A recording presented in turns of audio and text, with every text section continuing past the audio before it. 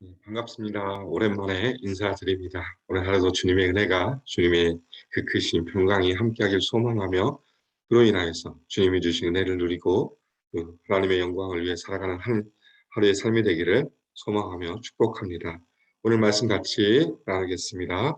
고린도 후서 1장 12절부터 22절 말씀입니다.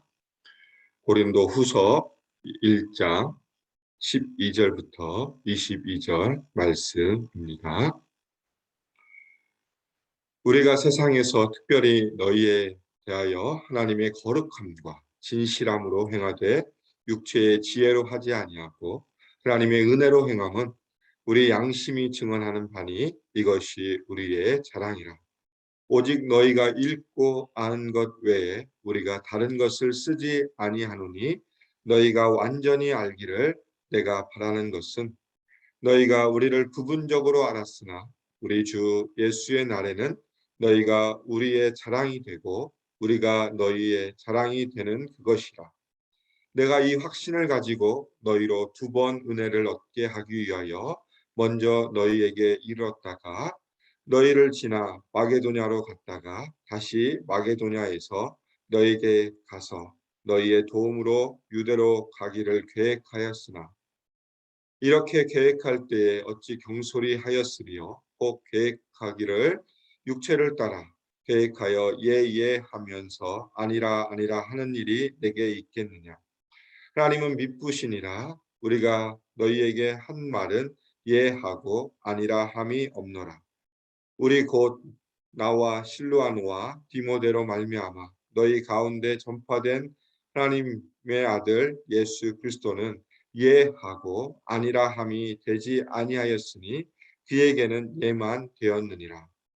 하나님의 약속은 얼마든지 그리스도 안에서 예가 되니 그런즉 그로 말미암아 우리가 아멘하여 하나님께 영광을 돌리게 되느니라. 우리를 너희와 함께 그리스도 안에서 굳건하게 하시고 우리에게 기름을 부으신 이는 하나님이시니 그가 또한 우리에게 인치시고 보증으로 우리 마음에 성령을 주셨느니라. 아멘. 오늘 우리가 살펴볼 고린도후서 1장 12절부터 22절 말씀은 사도 바울이 고린도 교회 성도들을 향하여서 하시는 말씀입니다. 특별히 성도들 안에 바울에 대한 오해가 일기 시작했습니다.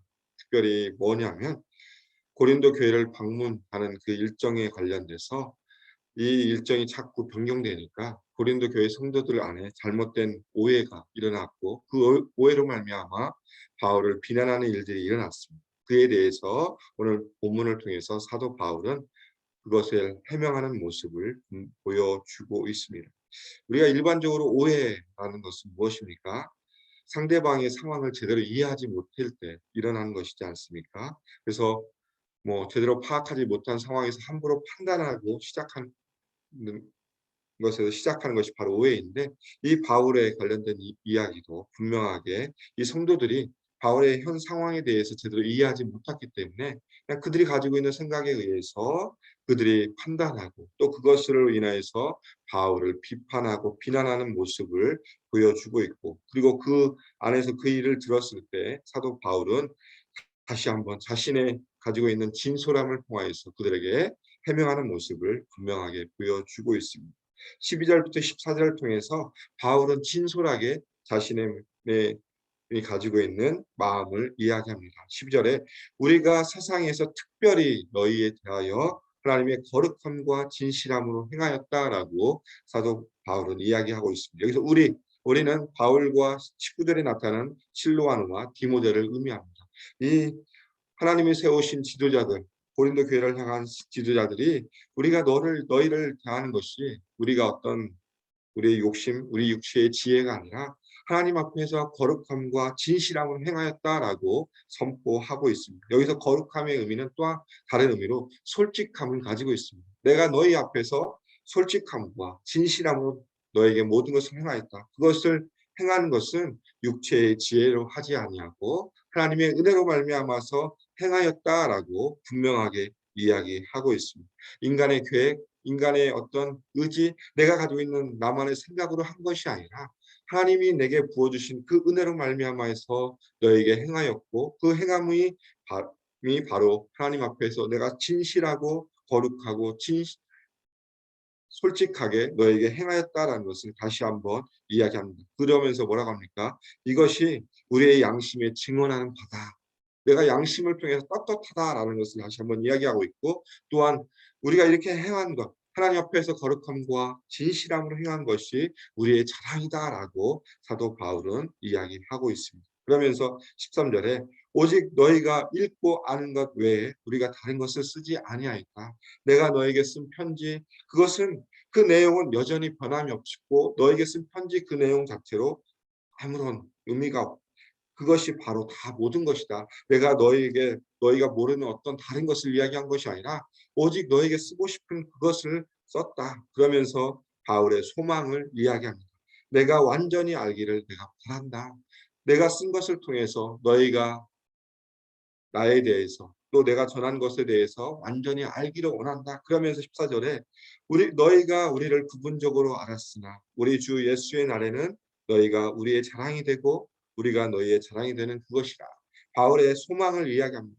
지금 현재 내가 너에게 쓴 편지, 또 내가 행한 모든 일들을 통해서 너희가 나에 대해서 부분적으로 알고 나의 사역에 대해서도 부분적으로 알지만, 예수님이 다시 오시는 날에는 우리 모든 사람들이 너희와 내가 모든 것이 완전히 서로 알아가서 서로가 서로에게 대해서 자랑이 되는 그날을 소망한다라고 이야기하고 있습니다. 결국 사도 바울이 이야기한 것은 이 공동체 안에 있는 오해가 우리를 통해서, 이 오해는 결국 공동체를 무너뜨리고 파괴하지만 하나님 앞에서 신뢰를 통하여서 쌓여진 이 아름다운 공동체는 굳건해지고 더 튼튼해질 것을 이야기하고 있습니다. 그러면서 다시 한번 이야기합니다. 우리가 지금은 부분적으로 알았지만 하나님이 주신 은혜를 통해서 예수님이 다시 오시는 날에 우리가 완벽하게 서로 완전하게 서로 이해하고 서로 자랑하는 이 되는 그날을 기대하며 나아간다. 그리고 공동체가 더욱더 신뢰 가운데 나아가야 될 것을 사도 바울은 이야기하고 있습니다. 그러면서 15절부터 시작해서 17절까지 바울의 그 고린도 교회를 방문한 계획을 다시 한번 이야기하고 있습니다. 이 확신을 가지고 이 소망을 가지고 너희에게 두 번 은혜를 끼치게 하기 위해서 계획했다. 너희에게 먼저 가서 마게도냐로 갔다가 다시 마게도냐로 가서 너희에게로 가서 너희에게 도움을 통해서 유대로 가고자 하는 것이 계획이었다라고 이야기합니다. 그러나 이 계획과 또 다른 계획이 있었습니다. 고린도전서 16장에 보면 4절부터 6절에 보면 사도 바울이 처음 세웠던 계획들이 있었습니다. 고린도 교회를 방문하고자 하는 계획과 오늘 이야기하는 이 15절과 17절의 방문의 계획이 좀 다릅니다. 그렇기 때문에 이 다름을 통해서 사람들이 오해하기 시작하였고, 그러면서 사도 바울은 이렇게 이야기합니다. 이렇게 계획할 때 어찌 경솔히 하였으리요. 우리가 이것을 계획할 때 이 너희의 교회를 방문하는 계획을 세웠을 때 우리가 경솔히 한 것이 아니다.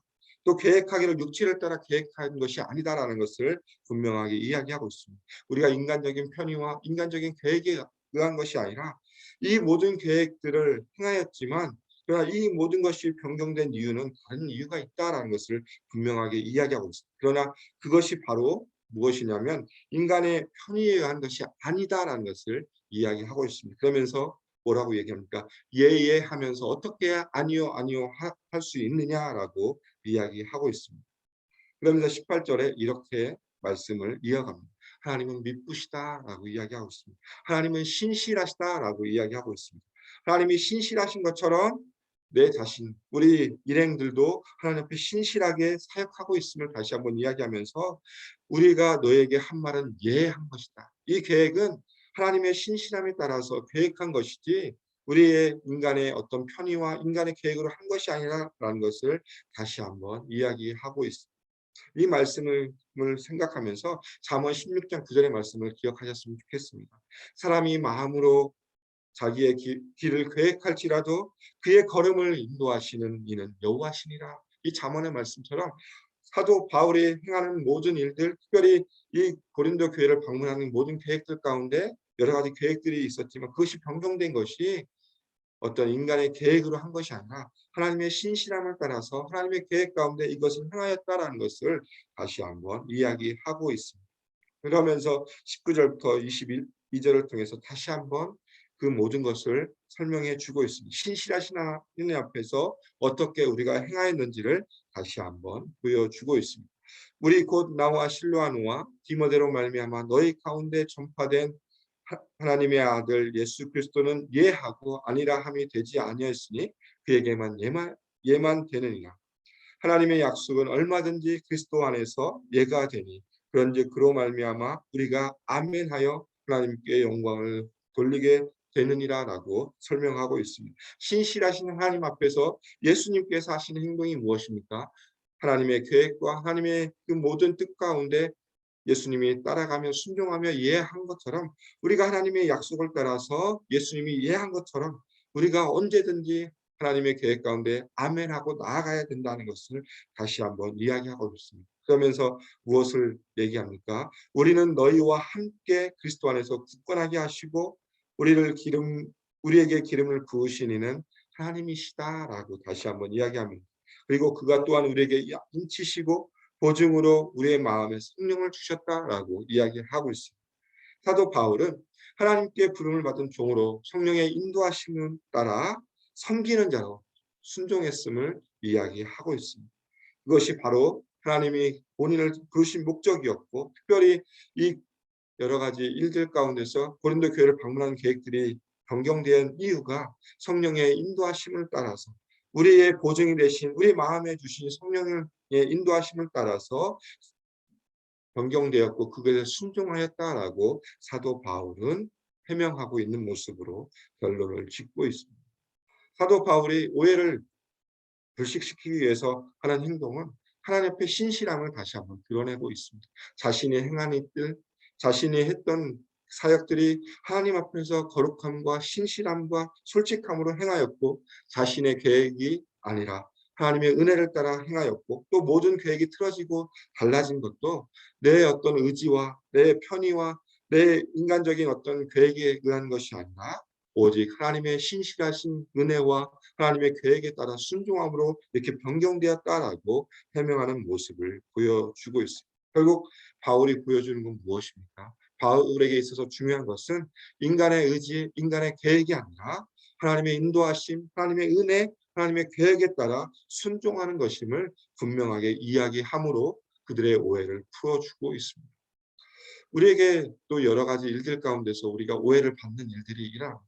그때 우리가 해야 될 것은 바로 사도 바울이 보여주는 모습입니다. 그것은 하나님의 앞에 신실하게 서서 하나님의 지혜를 구하고 하나님의 은혜 가운데 그것을 해결해 주는 모습을 기대하며 나아가는 것입니다. 그리고 우리가 그 일들 가운데 진실함으로 우리의 삶의 모습을 보여줄 때 그 모든 오해와 그 모든 불신이 없어질 것을 분명히 보여주고 있습니다.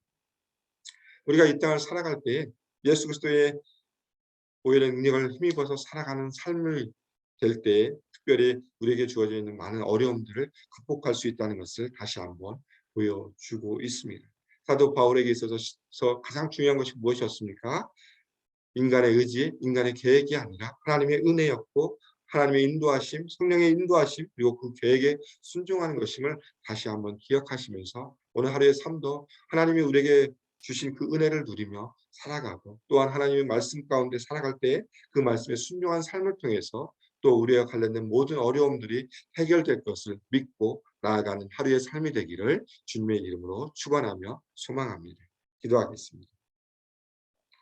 하나님 감사합니다. 우리에게 또 하루를 허락하여 주시고 또는 말씀을 통해서 우리가 하나님 앞에 나아갈 수 있는 시간을 주심을 감사합니다. 오늘 바울을 통해서 주신 말씀 그가 이 모든 오해를 불식시키기 위해서 하나님 앞에 신실함과 거룩함으로 행하였다는 것을 다시 한번 담대히 선포하고 또한 그가 모든 행한 것이 자신의 계획이 아니라 하나님의 은혜였고 하나님의 계획과 하나님의 인도하심 가운데 순종하였다라는 것을 다시 한번 보여줌으로 말미암아 그들의 오해를 불식시킨 것처럼 우리 삶 가운데 날마다 주님 주신 은혜를 우리가 누리며 살아가게 해주시고 또한 우리 가운데 일어나는 많은 어려움들 가운데 우리가 더욱더 주님 앞에 신실하게 나아갈 때 그 모든 것들이 해결됨을 다시 한번 바라고 나아갈 수 있는 그 믿음을 허락하여 주시옵소서. 하나님 우리에게 주어진 또 하루의 삶을 통하여서 그리스도의 십자가의 불의 능력과 벌의 능력을 힘입어서 넉넉히 승리하며 또한 하나님의 나라와 하나님의 의를 위해 살아갈 수 있도록 오늘 하루도 붙들어 주시며 인도하여 주시옵소서.